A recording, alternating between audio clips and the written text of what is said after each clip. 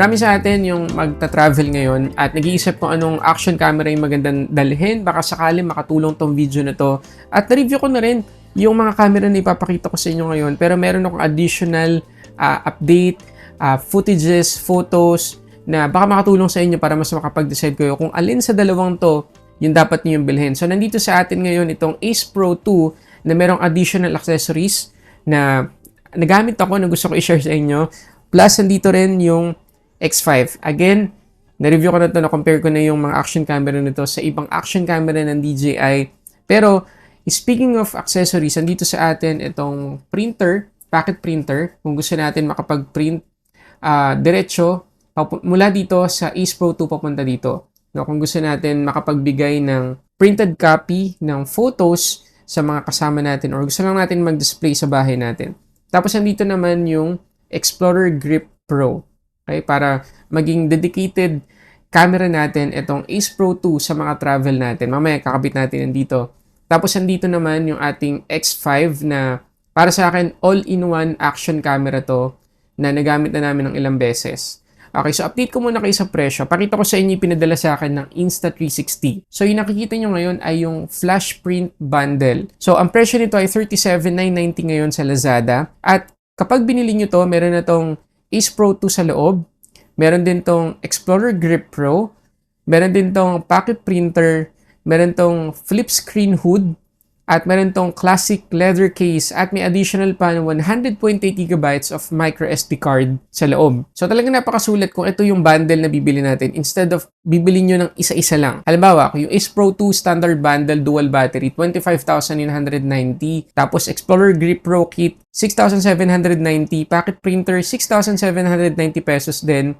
Na kung ito total natin ay papatak ng 39,570 pesos.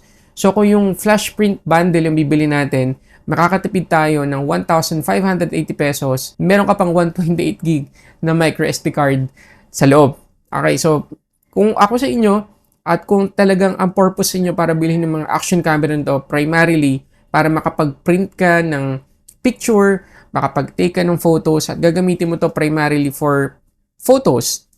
Secondary lang yung video, mas maganda kung sa flash print bundle ka pupunta. Okay, yun yung bibilin mo. Kasi, kailangan mo lang tandaan na kapag ginamit mo itong grip na to, mawawala yung waterproofing. Okay, kasi may tatanggalin ka dito. Ito.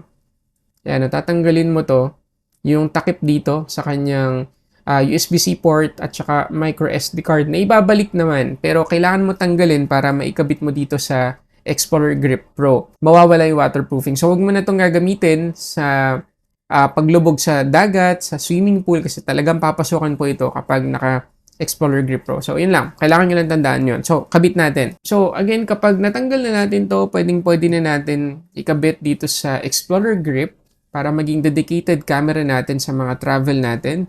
So, suksok lang natin ganyan. Yan. Tapos, make sure na nakakonect yung ating Explorer Grip po dito sa USB port ng ating Ace Pro 2, tapos lock lang natin. Ganun lang kasimple. Okay, so mukha na siyang camera. At ang maganda kasi dito sa grip na to, para kang may additional battery. Parang pinalaki mo yung battery kasi nasa 1,000 plus lang milliamp hour yung battery ng Ace Pro 2. Pero itong Explorer Grip Pro ay merong additional na, kung hindi ako nagkakamali, 2,010 milliamp hour. So talagang more than double yung magiging battery mo kapag meron ganito. So, take ka lang ng take ng photo. Pwede rin naman na video. Walang makakapigil sa'yo. Wag lang talaga ilulubog sa tubig. So, kita nyo, pag hawak ko siya, makakamay hawak na camera. So, itong cinematic lens ay primarily para sa video. Pero ginamit ko siya sa photos. Kagaya na makikita nyo, ang ganda kasi ng ng pagka-wide niya. Lalo na kung magkitake ka ng photo, tapos talagang gusto mong makunan yung view, tapos gusto mong i-cut na lang or i-crop na lang afterwards, pwede mong gamitin etong cinematic lens. Pero, again, kung ayaw mo na ganito ka-wide, pwede naman yung standard lens lang yung gamitin mo pag magte-take ng picture or video.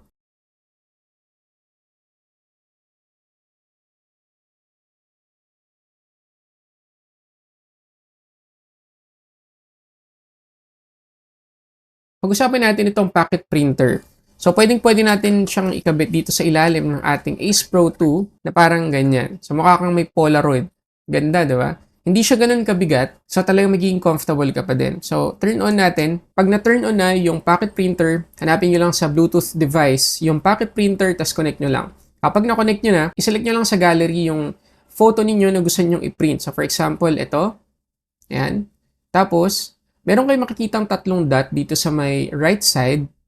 Tap nyo lang yan, tapos print. Tapos, print. Ganun lang kasimple. So, ngayon, makikita ninyo na lalabas na yan sa ating printer. Okay, hintayin nyo lang, wag nyo agad bubunutin yan kasi babalik siya sa loob ng ilang beses para makumpleto yung kulay. And may lalabas sa notification na complete or done na yung photo. Okay? Tapos, pwede na natin ngayong kunin. Tingnan nyo yung itsura. O, diba? Ang ganda, oh. Yan. Talagang photo paper to, guys. Na pwede nating ilagay somewhere or ibigay as souvenir sa mga friends natin na kukunan natin ito. Tapos ayun, meron tayong watermark dito. Yan, Ace Pro 2. Okay, nasa sa inyo naman kung gusto niyo lagyan yan or hindi. Ganda, di ba? Okay, so yan yung isa sa mga kailangan ninyong i-consider. Lalo na nga ngayon na marami magta-travel sa inyo. Eh, maganda, meron kayong ganito para for additional experience. Ngayon, yung isang cartridge nitong pocket printer ay nasa 20 pieces or 20 photos na pwede nating i-print. Ganito lang siya. Okay? Pwede nating bilhin yan sa Lazada for 690 pesos. And again, 20 photos na yung pwede nating ma-print dyan. Tapos maganda may baon kayo na cartridge kapag mag-travel kayo para hindi kayo mabitin. Ngayon, pag-usapan natin itong paboritong action camera, itong X5. At para sa akin, ito yung all-in-one na action camera. Kasi nga, 360 siya, so hindi mo kailangan intindihin masyado kung nakukunan mo yung mga subject mo. Basta hawakan mo lang at yung buong paligid mo makukunan na niya habang nag-video ka. So, ganun ka-convenient itong action camera na to. Kaya palagi ko itong nire-recommend sa mga nakakausap ko na naghahanap ng action camera kasi nga, hindi ka na mahihirapan. Tapos, napakaganda po ng image quality nito. At ang maganda dito, hindi ganun kalayo yung kailangan mong gawin para maging malinaw yung mukha mo kung sakali man na nagba-vlog kang ganyan. Okay?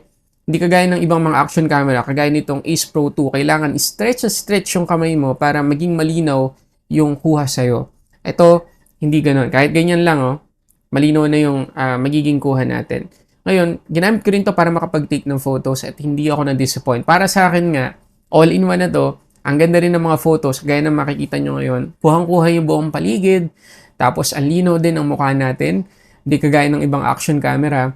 At yung kulay, syempre, ano naman natin yan, mako-customize natin yan sa mismong app, sa mismong action camera. Pero para sa akin, ang ganda rin ng kinalabasan. So, kung humahanap din kayo ng action camera na maganda na pang take ng photos, tapos pang wide na lalo na kung group kayo, pwede po natin i-consider itong X5. At yung current price ito ay nasa 37,590 para sa starter bundle. At syempre pa, yung pinaka-paborito kong feature nito ay yung pag-take ng video. So, kagaya na makikita ninyo, unahin natin yung sa pag-vlog, walang ka-effort, napakasarap mag-take ng video rito, lalo na kung gagamitin natin for vlogging kasi nga, hindi natin kailangan masyadong hawakan ng malayo sa atin para maging malinaw yung mukha natin. Make sure lang natin na sa ilang mga situation, lalo na kung madilim, i-on natin yung pure video mode para mas mawala yung pagiging grainy ng paligid natin. Sa video ko ngayon kasi, hindi ko in-expect na madilim dun sa lalakaran kong underpass. So, hindi ko na na-turn on yung pure video mode. Kaya medyo grainy siya. Pero sa well-lit environment, makikita ninyo na okay yung ating quality. Ngayon, dahil 360 camera to, at kailangan nyo lang hawakan, hindi nyo na kailangan i-angulo pa somewhere. Pwede nyo nang i-edit yan kapag mag-e-export na kayo. So, wag nyo na munang intindihin, kagaya na makita ninyo. Kahit saan, pwede kong i-adjust yung framing. Nasubukan ko rin yung stabilization nito, tapos gabi pa, makikita ninyo na napaka-acceptable po ng quality. At kahit naglalakad ako habang gabi, madilim, wala din pong problema. Napakaganda rin ng quality, kahit na hindi ganun kaliwanag. So, if ever lang naman, kung ako yung magbibigay ng recommendation sa inyo. Kung ang priority ninyo ay makapag-take ng photos during travel, tapos gusto ninyo mag-print ala Polaroid, ito pong Insta360 Ace Pro 2 na naka-flash print bundle yung may re-recommend ko sa inyo. Okay, kagaya nung nakita ninyo kanina, ibang experience din yung nakakapag-print ka ng ganong photo. Ngayon, kung gusto niyo naman ng all-in-one camera na maganda po for vlogging, napakalinaw, at hindi nyo kailangan intindihin yung mga framing ninyo, X5, paborito ko, may recommend ko talaga sa inyo. At yung ginamit kong accessory ay itong Ulanzi na MT98 kasi pwede nyo siyang ganito. Pakita ko sa inyo. Ayan, may lock siya tapos magaganyan nyo siya. Ayan. Tapos, may ingatan ninyo yung lente niya kasi merong kasamang ganito na cover. Yan. Okay? Tapos, meron siyang paa. Yan. Pwede nyo siya itayo somewhere. Okay? So, additional accessory na may recommend ko sa inyo. So, nag-enjoy ako sa dalawang action camera na to na pwede nating gamitin sa iba't ibang scenario.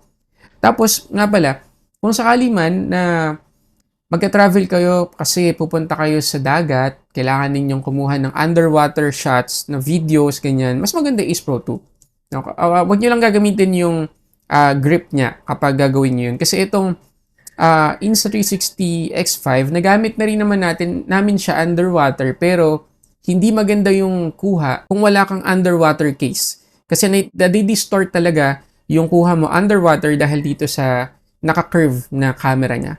Okay? So, kung underwater video, okay lang to basta meron kang underwater case. Pero kung hindi mo yun mabibili, itong Ace Pro 2 naman, yung maganda dyan. Okay? So, marami tayong option. At bago nyo i-consider yung Insta360 Luna, pwede nyo i-consider yung napag-usapan natin ngayon para mas makatipid kayo. Okay, so yun muna guys. Maraming salamat sa panonood para sa samot-saring unboxing your reviews. This is Sulit Tech Reviews.